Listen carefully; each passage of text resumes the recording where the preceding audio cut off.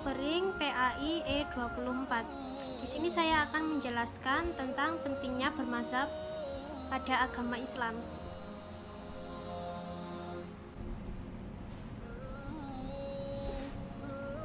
Pentingnya bermazhab dalam Islam.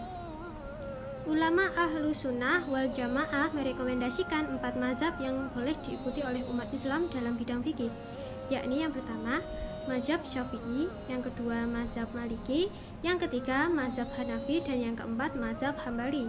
Acuannya karena memang keempat mazhab ini terbukti bisa dipertanggungjawabkan secara ilmiah, kualitas keilmuan pendirinya tidak diragukan lagi. Ada 4 dalil pokok yang menjadi acuan mereka: Al-Quran, hadis, ijma, dan qiyas Al-Quran. Menjadi pedoman utama dalam pengambilan hukum fikih yang berkomparasi dengan hadis untuk menyempurnakannya. Kalau pada firman Allah dan sabda Rasulullah tidak diterangkan dengan jelas dan detail suatu masalah, barulah merujuk pada ijma, konsensus ulama. Bila masih butuh penjelasan lagi, jalan terakhir adalah qiyas analogi hukum. Sementara maslahah, mursalah, istishab, istihsan, mudhab, al-sahabi, uruf, dan syariat umat terdahulu masih menjadi polemik antara boleh dan tidaknya dijadikan dasar hukum. Sebagian mazhab menggunakan sebagai dasar untuk menggali hukum, sebagian lagi menolaknya.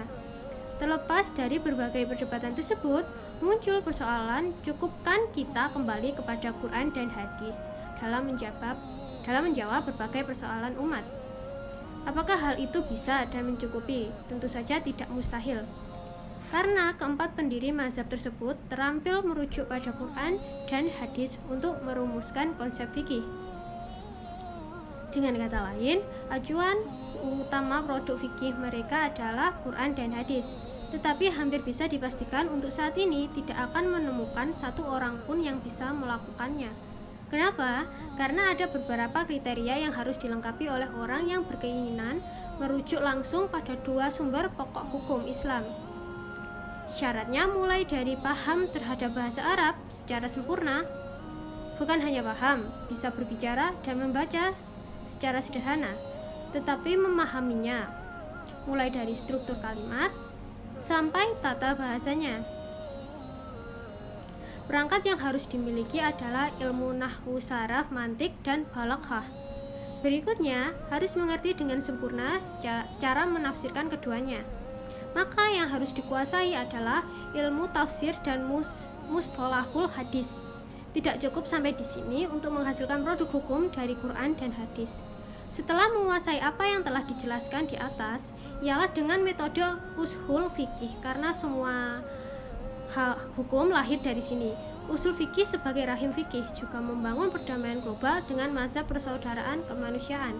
Secara prinsip Quran dan hadis merupakan sumber dalil utama dalam Islam.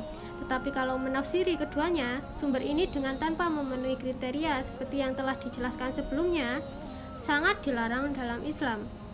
Karena itu, bermazhab menjadi keharusan bagi umat Islam pasca 4 imam mahdhab yang telah disepakati oleh ulama. Nabi bersabda, barang siapa menafsirkan Al-Quran dengan pemikirannya sendiri, maka hendaknya dia menempati tempat duduknya yang terbuat dari api neraka. Hadis riwayat Ahmad, Tirmidzi, dan Abi Syaibah. Sementara larangan menafsiri hadis dengan sembarangan adalah sabda Nabi, barang siapa secara sengaja mendustakan atasku, maka dia telah mempersiapkan tempatnya di neraka. Bermazhab menjaga persatuan dan sanad ilmu. Mayoritas ulama adalah penganut 4 mazhab yang telah disebutkan. Imam Bukhari beriwayat hadis yang sangat terkenal bermazhab kepada Imam Syafi'i. Beliau belajar dari Al-Humaydi, Zafarani, dan Karabisi. Begitu juga Huzaimah Al-Nasai dan Imam Al-Muhasibi juga mengikuti mazhab Imam Syafi'i. Sedangkan Imam Sibli bermazhab Maliki dan Al-Zariri. Bermazhab Hanafi, Syekh Abdul Qadir Ar-Jalaini, tokoh sufi besar dengan keilmuan yang jarang dimiliki oleh orang lain. Karya-karyanya masih dibaca sampai sekarang oleh kalangan Islam, memilih mengikuti mazhab Hambali. Sementara itu, Abul Hasan Al-Syadzili memilih mazhab Maliki. Kenapa tokoh-tokoh besar seperti mereka masih bermazhab? Sebab mazhab mempermudah untuk menghimpun fakta, memahami masalah, mendalami persoalan hukum dan mendapatkan apa yang dibutuhkan dari sini. Dapat dikatakan bahwa bermazhab bukan untuk mempersulit dan mengkerdilkan pemikiran, tetapi justru mempermudah dalam masalah keagamaan. Maka menjadi jelas bahwa bermazhab berarti mengikuti mayoritas ulama. Ikut dalam jamaah mereka sudah selayaknya kita membangun persatuan umat Islam dengan cara menyeru seluruhnya mengikuti Quran dan hadis, dengan cara mengikuti para ulama pendahulu seperti Imam Syafi'i, Imam Malik, Imam Ahmad, Hambali, dan Imam Hanafi. Bermazhab berarti juga menjaga persatuan umat Islam dan menjaga kebenaran sanad keilmuan Islam. Tidak benar jika dikatakan bermazhab justru mengkotak-kotakkan. Bermazhab adalah berjamaah dengan para ulama. Bermazhab juga berarti memastikan sanad ilmu dalam memahami Quran dan hadis, bukan karena pemikiran semata, tetapi berdasarkan keilmuan yang telah dibangun secara teoritik oleh para imam mazhab. Umar ibnu Khattab berkata, teruslah berjamaah dan jangan sekali-kali berpecah belah, karena setan bersama satu orang, dan jika bersama dua orang, setan akan lebih jauh lagi. Barang siapa menginginkan kemewahan hidup di surga, hendaklah ia selalu bersama jamaah. Berjamaah di sini memiliki arti mengikuti mayoritas ulama yang memiliki tali sambung keilmuan sampai pada Rasulullah. Keilmuan yang mumpuni dan berakhlak mulia tidak diragukan lagi. Imam Syafi'i dan imam mazhab yang lain lebih dekat garis sambung keilmuannya kepada baginda Nabi, wallahu a'lam sadai.